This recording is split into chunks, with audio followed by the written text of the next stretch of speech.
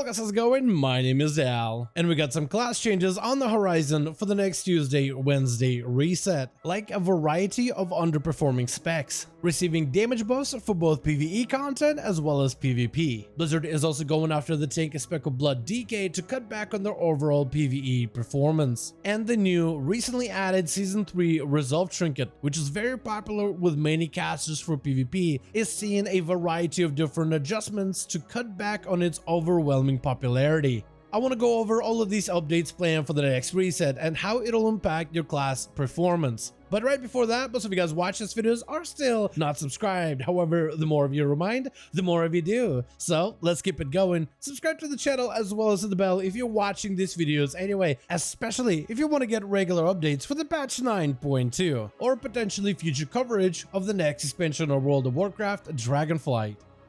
Starting off this video, let's go over the nerfs coming to the Blood Death Knight with their 2-piece tier set bonus. Your Heart Strikes increase the duration of Dancing Rune Weapon by half a second. However, with this upcoming nerf, this duration will be reduced down to 0.33 seconds. While this sounds like a very small change, it'll have massive impact on the DK performance.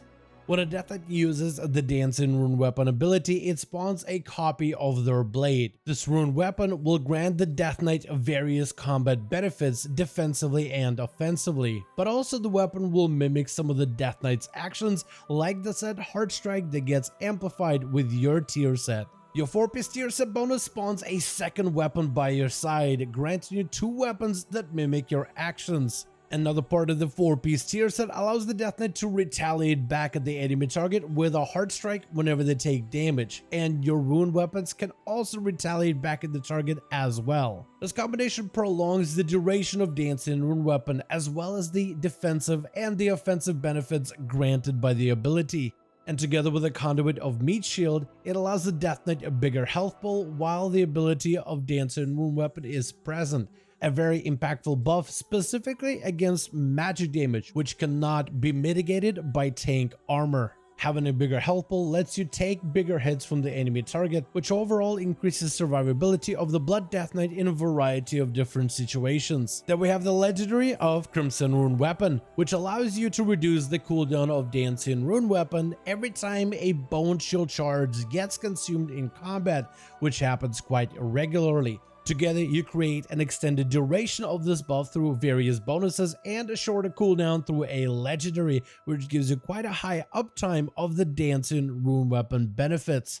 Altogether, the tier set bonus and the way the Dancing Rune Weapon works, it allows the Death Knight better damage output, which allows him to establish threat in dungeons and in raids. It gives him heightened survivability to make it feel tankier, a stalwart bulwark able to defend their allies and take powerful hits from bosses and recover them with ease. It also allows you better resource generation and easier uptime on some of your defensive bonuses, which makes the rotation feel smoother and better to play. Altogether, this nerf cuts back on all of these bonuses, nerfing the duration of Dancing Rune Weapon by roughly 30%, which some Death Knights in the community see this as a 30% damage nerf, but more importantly, a 30% tanking nerf. All in all, this change is expected to make a pretty big impact in the performance of Blood DK. As of recently, Blood DKs have been one of the more popular and one of the better performing tank specs when it comes to high-end Mythic Plus content. This nerf is likely being implemented to bring it more in line with some of the other tank specs going forward for the patch 9.2. Let me know if you think that this nerf is justified or if you think it goes maybe a little bit overboard. Many in the Death Knight community expected a damage nerf because Blood DKs have been performing well DPS wise, but not a lot of players were expecting a defensive nerf as well. Let me know your thoughts in the comments below. Besides nerfing the tanky Blood DK, Blizzard is also looking to improve some of the playstyles who found themselves underperforming for the patch 9.2, starting with the Beast Mastery Hunter. All of Beast Mastery Hunter abilities are getting buffed by roughly 4%. This change will not apply for PvP combat whatsoever. Depending on how Blizzard implements this buff, this may not actually be a 4% overall damage increase. Historically, when they buff abilities, they'll buff spells like Cobra Shot, Kill Command, Kill Shot, or Bestial Wrath. But a good portion of Beastmaster Hunter damage is the auto attacks of their pets and also the auto attacks from their bow, gun, or crossbow. And those auto attack hits definitely don't fall under the buff window. This buff is unlikely to drastically improve the performance of Beastmaster Hunter, but hopefully with more future updates and potentially taking another look at their tier set and with a rework, they could possibly bring out a more competitive side of Beastmaster Hunter going forward in the future.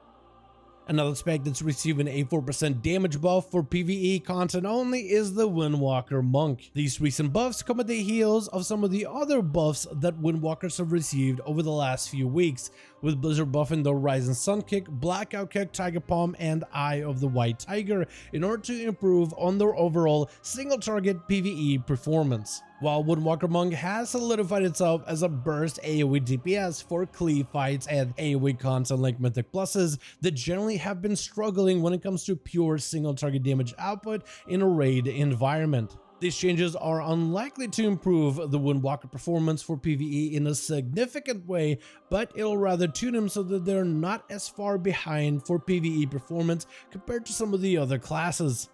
Another spec that's receiving a buff is the Outlaw Rogue with a 3% damage buff. However, many in the Rogue community are unhappy with this because this 3% damage buff isn't actually 3%. In fact, it's roughly 1.6% damage buff based on the rough math. A massive portion of the damage output for the Outlaw Rogue are auto attacks, but also trinket procs, bonus effects from weapons, and other non-class sources. This means that this buff is actually quite small and doesn't exactly address some of the issues and pain points of the Outlaw Rogue. However, unlike the other class buffs so far, this one works for both PvE content but also in PvP, and the spec of Outlaw Rogue has been seen a little bit more time in the spotlight when it comes to arenas and battlegrounds. With these changes, Outlaw Rogue is still likely to stay behind Subtlety and Assassination for PvE content, unless Blizzard addresses the hard cap on their Blade Flurry ability, which limits the scope of how well Outlaw Rogue can perform in Mythic Pluses, especially when comparing to the soft cap of Subtlety. But this change will be noticeable, even though slightly, within PvP content for both sustain and the burst damage of the Outlaw Rogue. The spec of Arms Warrior is receiving a 4% damage buff overall. As of recently, Arms has fallen behind Fury Warrior, becoming mostly replaced for both PvE content as well as PvP. This damage buff will be significantly noticeable in PvP content, where abilities like Mortal Strike and Execute have a much bigger impact. But also this change will likely improve on the PvE performance as well, where all their damage and abilities make up roughly 90% of their damage output, with them not getting nearly as many auto attacks as some of the other melee classes.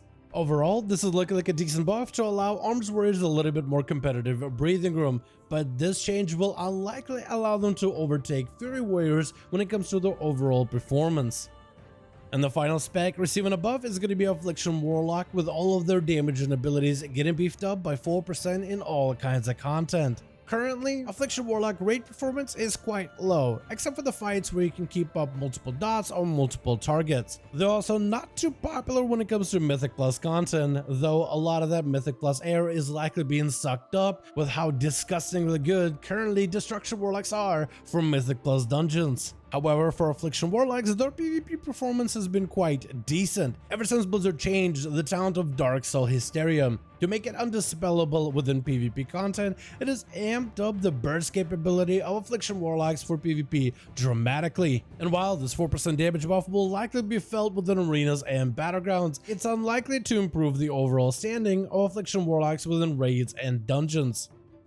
Finally, we have a nerf to the Echoing Resolve trinket, a new PvP trinket added for the patch 9.2 for Season 3. Since its addition, the trinket became a very popular trinket for a variety of different DPS casters, primarily warlocks and mages. This trinket is a passive control type trinket, very similar to the Gladiator's Medallion. With the Resolve trinket, the next ability that interrupts you or controls you will be 20% more effective, but after eating the crowd control tax, you then become immune to the next interrupt or a crowd control ability. For many casters, this trinket allows them to break up some of the chain CC that they may encounter within arenas. but after suffering a crowd control ability, you get some freedom of casting, able to get off some of the crowd control or damaging abilities almost uninterrupted, which gives you a lot of breathing room to set up control over the enemy target or potentially return with a counterattack as you set up for some potentially massive uninterrupted burst.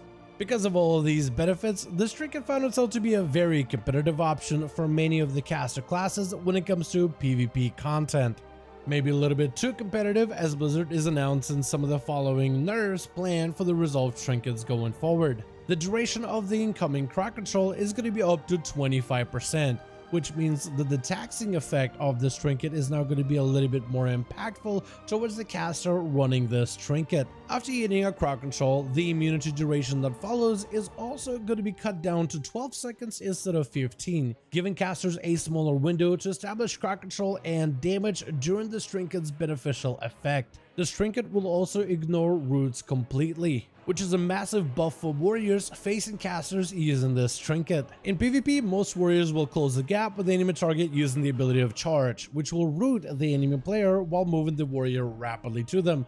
This charge effect would normally trip up the resolve trinket, letting the caster become uninterruptible immediately. This change will allow roots to become a viable strategy on dealing with this trinket, which will let classes like Rest of Shamans, Druids, Mages, and other classes with root effects to control the enemy target a little bit better. Let me know if you think that these changes will be enough to make Resolve a little bit less of a competitive choice for PvP, or do you think these nerfs are not enough and Resolve will continue to be the best option for many DPS casters for PvP for the patch 9.2?